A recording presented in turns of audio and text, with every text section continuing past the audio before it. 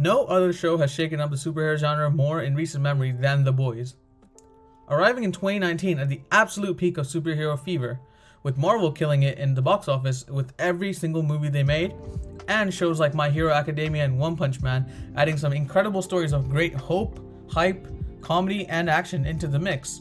The genre that took over the pop culture in the 2000s had not seen the exploration of a superhero story that had an ultra nihilistic and cynical take on the classic superhero.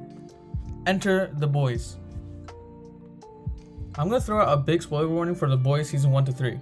Definitely worth a watch, as this is one of the best shows to come out in recent years. Definitely check it out.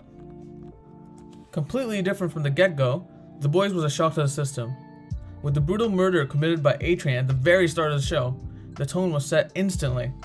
The cynical, nihilistic, and bleak representation of how a person with powers would actually behave was just an incredible shift of tone from the shiny, flawless, and selfless heroes that were being shown to us on the big screen. In reality, people are dickheads, and people who have power will do anything to meet their own means and ends. That's the core concept that The Boys operates on, and it is shown especially through the superheroes of this world. From Homelander to A-Train, Stormfront to Queen Maeve, we're shown a litany of different directions that a person with power could turn to as they navigate their lives as superheroes in the public eye. Something that I believe is one of the main themes of The Boys is generational trauma, and how it can harm people by twisting and shaping them as they grow up from childhood to adulthood. We see many examples of these twisted parent-child relationships in the show, from Homelander's crippling self-esteem issues and temper tantrums that he exhibits throughout the show due to a lack of a father figure growing up, to Butcher's quote-unquote burn the world point of view originating from his abuse sustained from his dad as a child.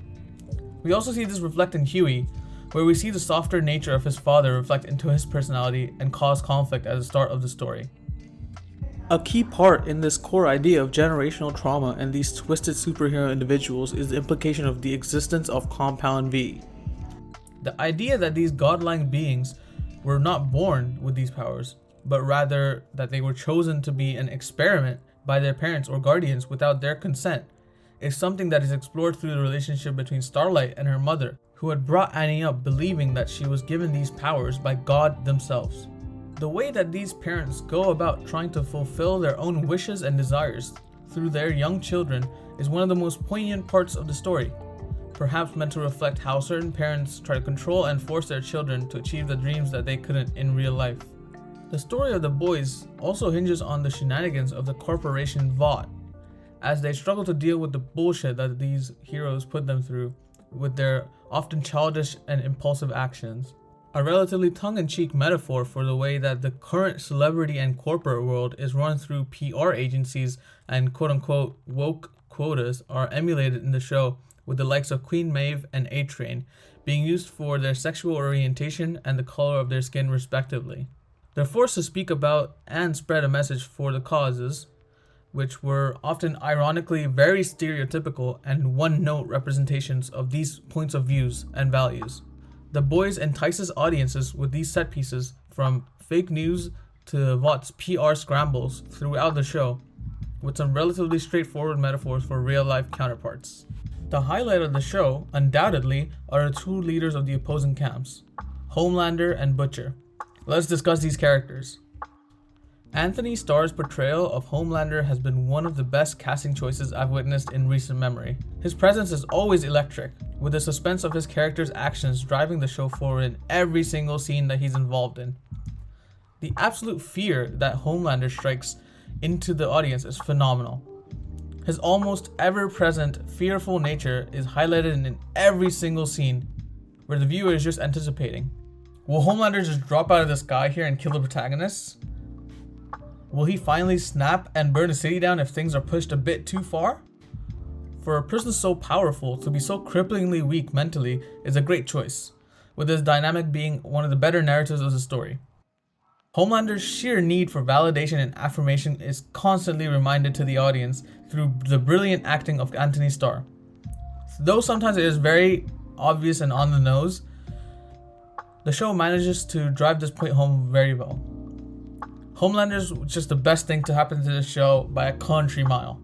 Butcher, on the other hand, is a cynical and tyrannical asshole that propels the protagonist of this show. The bombastic and foul-mouthed bastard persona is a front for the brute inside of him to keep going and to keep pushing in his mission to wipe out the Supes. A person scarred by the abuse of his father, Butcher's hard man persona is quite the mirror to his father, as he ironically emulates his dad through mannerisms and actions. Hurt people will always hurt more people, as they say. Butcher's relentlessness is often to detriment for most of the protagonists, as we see Huey, Frenchie, and Kimiko often suffer through the decisions he makes. This is highlighted especially in Season 3, as we see the introduction of Temporary V. Temporary V was a complete game changer in Season 3, as the show had been enjoyable but a little too predictable for me up until Season 2. The advent of powers coming into the possession of our protagonist for once was a very interesting concept, and I think that the writers had used this concept well overall, though there were hints of over-symbolism here and there through the writing. Butcher's Temp V power being the same as Homelander's was a great touch, as he finally gets to experience what these superpowered individuals experience on a day-to-day level. Stepping through the Soup's shoes for once, Butcher, as expected, starts to get corrupted and addicted to this power, as he craves for it while claiming that he's evening out the playing field against the Soup. What was interesting though was Butcher's reaction to finding out the effects of Temp V on his body. After escaping the nightmare world that Mindstorm put him through in Season 3, Butcher comes to find out the effects of Temp V shortly after the nightmare, telling Huey that they were going to source more V to finish this all, but then knocking him out and going by himself to protect Huey after pushing him just like his brother.